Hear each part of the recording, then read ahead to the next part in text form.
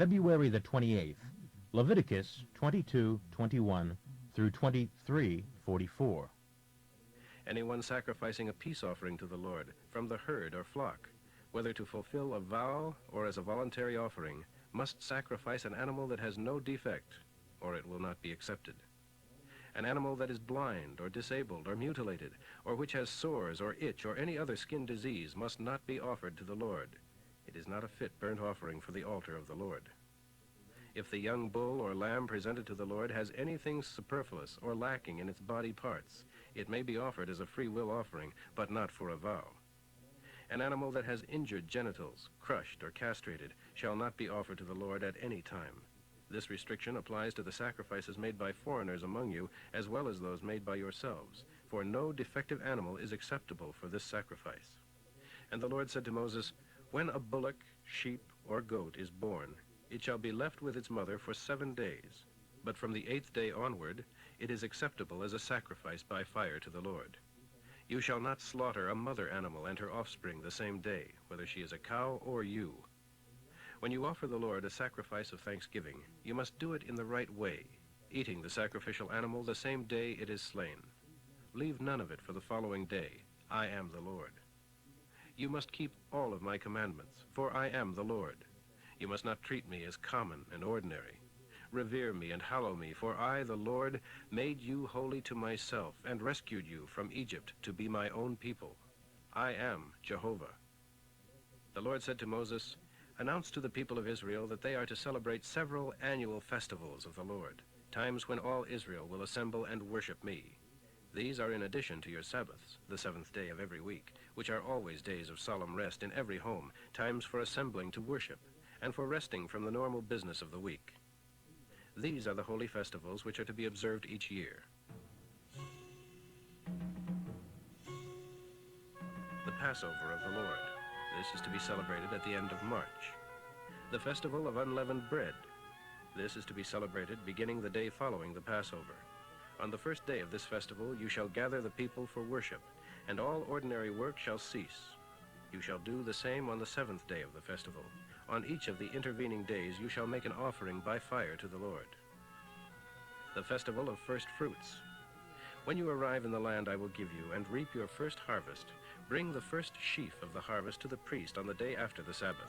He shall wave it before the Lord in a gesture of offering, and it will be accepted by the Lord as your gift. That same day you shall sacrifice to the Lord a male yearling lamb without defect as a burnt offering. A grain offering shall accompany it, consisting of 1/5 of a bushel of finely ground flour mixed with olive oil, to be offered by fire to the Lord. This will be very pleasant to him. Also offer a drink offering consisting of 3 pints of wine. Until this is done, you must not eat any of the harvest for yourselves, neither fresh kernels, nor bread, nor parched grain. This is a permanent law throughout your nation. The Festival of Pentecost. 50 days later, you shall bring to the Lord an offering of a sample of the new grain of your later crops. This shall consist of 2 loaves of bread from your homes to be waved before the Lord in a gesture of offering.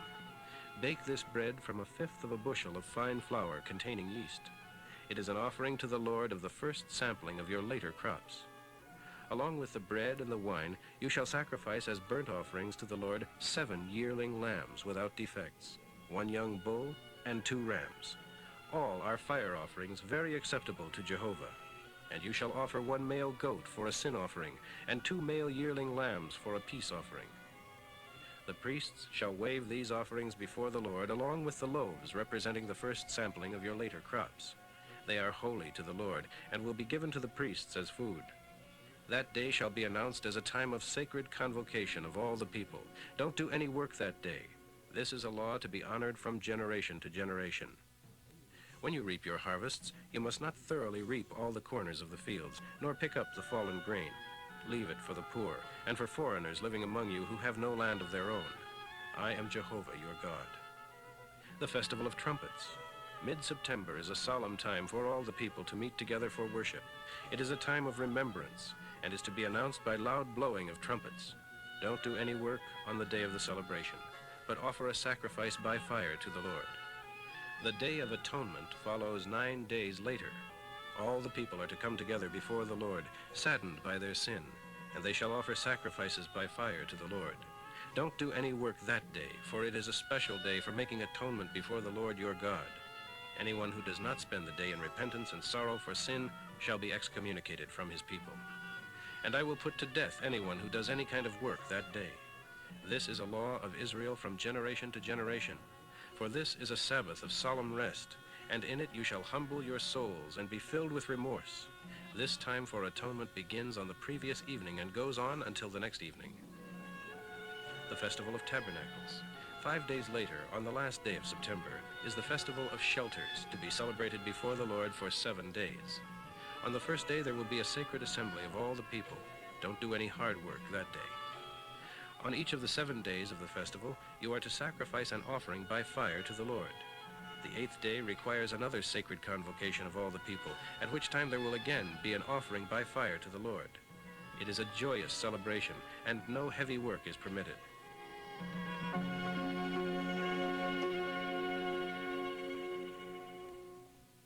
These then are the regular annual festivals, sacred convocations of all people, when offerings to the Lord are to be made by fire. These annual festivals are in addition to your regular weekly days of holy rest. The sacrifices made during the festivals are to be in addition to your regular giving and normal fulfillment of your vows. This last day of September, at the end of your harvesting, is the time to celebrate this 7-day festival before the Lord. Remember that the first and last days of the festival are days of solemn rest. On the first day, take boughs of fruit trees laden with fruit, and palm fronds, and the boughs of leafy trees, such as willows that grow by the brooks, and build shelters with them, rejoicing before the Lord your God for 7 days. This 7-day annual feast is a law from generation to generation. During those 7 days, all of you who are native Israelites are to live in these shelters.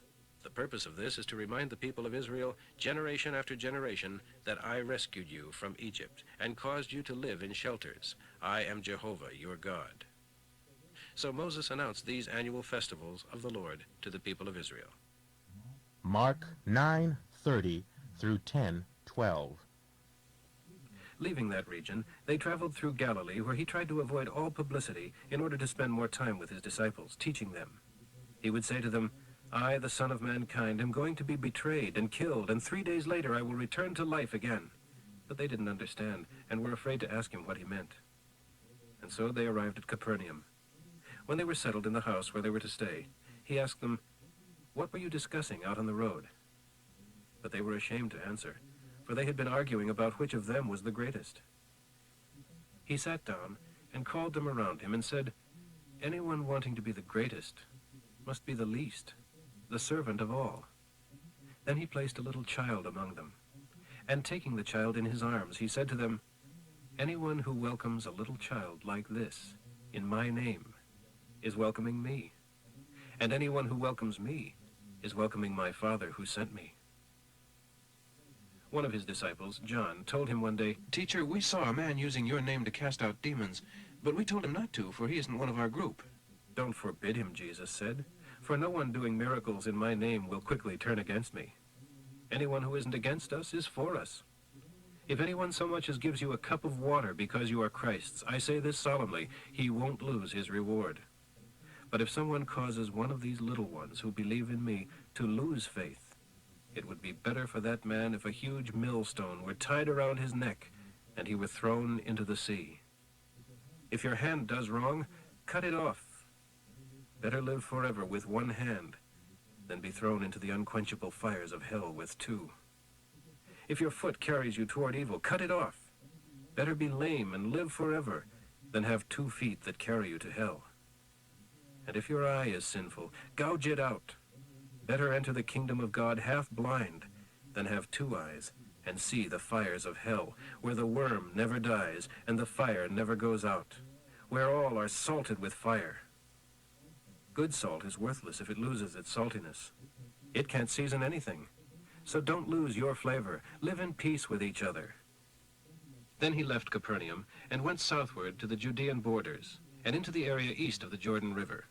And as always, there were the crowds. And as usual, he taught them. Some Pharisees came and asked him, Do you permit divorce? Of course, they were trying to trap him. What did Moses say about divorce? Jesus asked them. He said it was all right. He said that all a man has to do is write his wife a letter of dismissal. And why did he say that? Jesus asked. I'll tell you why. It was a concession to your hard-hearted wickedness. But it certainly isn't God's way. For from the very first, he made man and woman to be joined together permanently in marriage. Therefore, a man is to leave his father and mother, and he and his wife are united so that they are no longer two, but one. And no man may separate what God has joined together.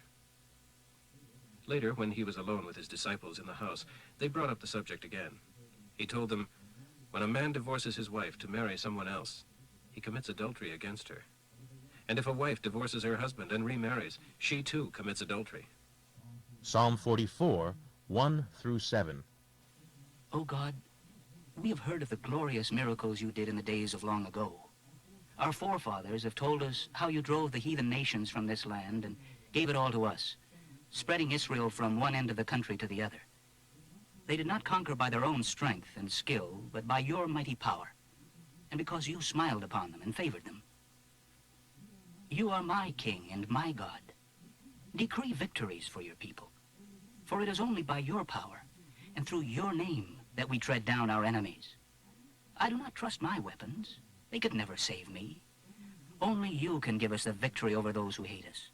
Proverbs for today, 10:19. Don't talk so much.